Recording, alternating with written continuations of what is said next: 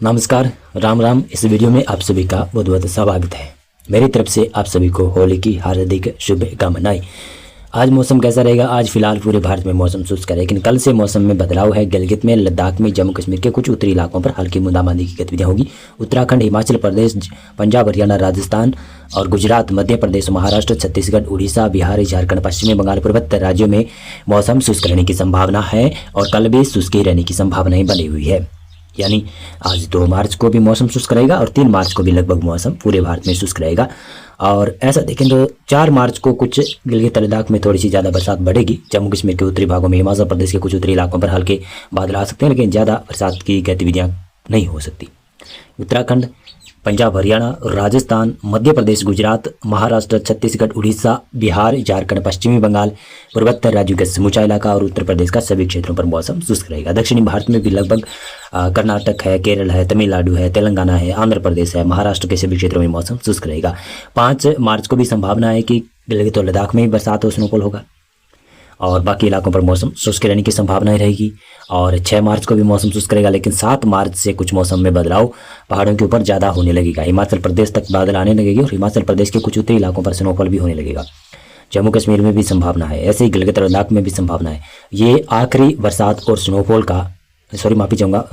का स्पेल आ सकता है, आखिरी स्पेल मान सकते हैं। इसके बाद में जो भी पश्चिमी विक्षोभ आएंगे वो बरसात के रूप में ही आएंगे पहाड़ों के ऊपर। उत्तराखंड में मौसम लगभग शुष्क रहेगा। पंजाब, हरियाणा, राजस्थान के पश्चिमी क्षेत्रों में धीरे धीरे बादलबाई बढ़ेगी, लेकिन मौसम पूरे तरीके से शुष्क रहेगा और गर्म मौसम रहेगा। पूर्वी भारत है, मध्य भारत है, पूर्वोत्तर राज्य है, दक्षिणी भारत है, सभी क्षेत्रों में मौसम शुष्क रहेगा।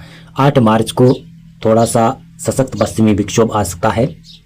गिलगित है, लद्दाख है, जम्मू कश्मीर है, हिमाचल प्रदेश के उत्तरी इलाके, यहाँ पर थोड़ी सी ज़्यादा संभावना है। अगर इस प्रकार का सक्रिय पश्चिमी विक्षोभ आता है तो कुछ मैदानी क्षेत्रों में भी, जिसमें पंजाब में, हरियाणा में, कुछ उत्तरी राजस्थान में कहीं कहीं पर हल्की बूंदें पड़ सकती हैं, लेकिन ज़्यादा संभावनाएं नहीं नज़र आ रही है।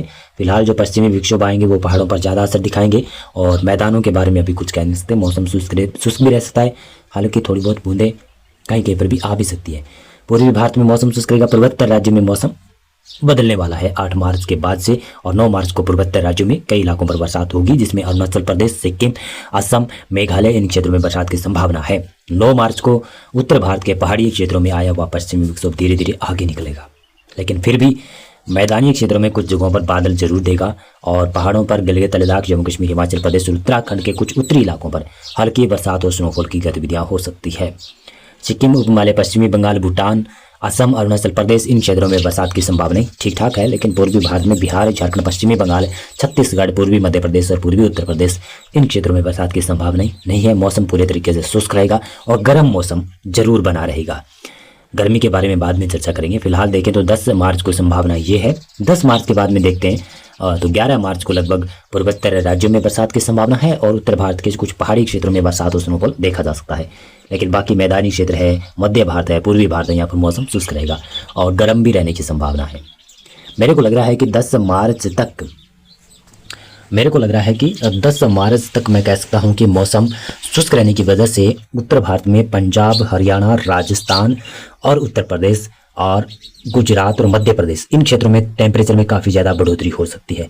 लगभग टेम्परेचर 38 डिग्री 37 डिग्री तक पहुंच सकते हैं और महाराष्ट्र, छत्तीसगढ़, उड़ीसा, वहाँ पर तो टेम्परेचर में 40 डिग्री तक भी पहुंच हो सकती है दिन के टेम्परेचर में, और रात का टेम्परेचर 20 डिग्री से ऊपर आ जाएगा 10-11 मार्च के आसपास। अभी मौसम पूर्वानुमान और अपडेट में बस इतना ही था।